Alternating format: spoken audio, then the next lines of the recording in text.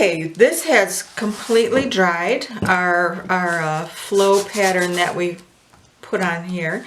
So I have a couple of small sections that had a little bit of a pool of paint and left like just a little spot of I don't know, it's like a little water ring almost right in there.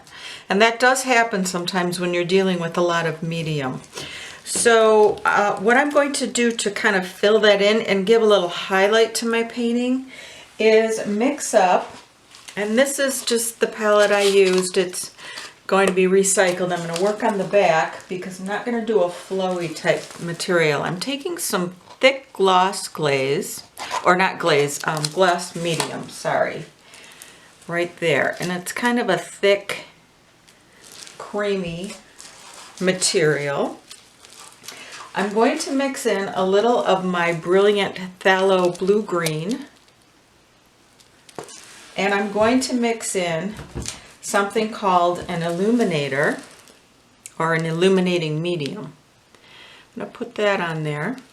And what that does is add sort of a glow, kind of a glowy effect to the paint. I know you've seen paintings with it. It just depends. It kind of just really adds a little different light to the color. And I don't mean light as in white. I mean an actual light, sort of like it's illuminated. I'm mixing that up. I just want a little bit, so that's why I'm using kind of this small little back of my palette. I like to recycle whenever I can and use my materials, my palettes, whatever, as many times as I possibly can. That's giving us kind of just a primary blue there, but it's going to dry really pretty. Then I'm taking sort of a fine pointed brush here, and you can do this with a small palette knife as well. A very fine pointed palette knife would be perfect for this. Picking up a good quantity of that paint, and I'm going to drop it right in there to give it sort of an impasto effect of light. Now you could use a different color. You could use a white here if you'd rather have a white type of impasto or highlight. I'm going to put it down in this section, and I'm just doing a little drop of color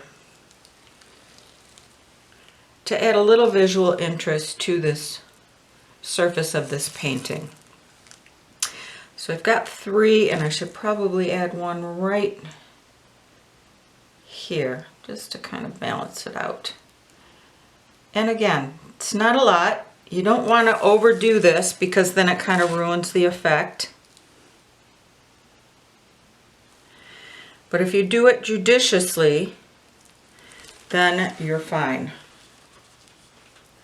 I'm going to take just a little of the thin paint without a lot of the impasto effect. Just kind of go over a couple little spots that I feel maybe could use just a little more color. And this is something that often you may or may not need to do on your own painting, depending. If you like how it flowed and how it worked out for you, don't mess with it. Just skip this. You know, if you don't have any little spots of where the paint has crazed or pooled, you can skip this, or you can just go ahead and add it over those little spots on your painting wherever you see that it might need a little highlight.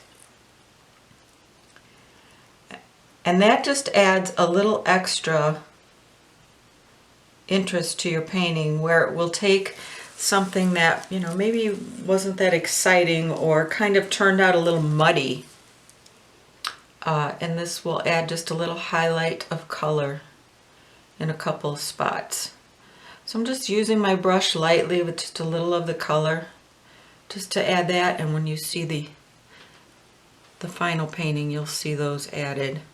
And I'm just being very light with that. And that's just going to add a little glow, a little color, a little of that pretty blue-green.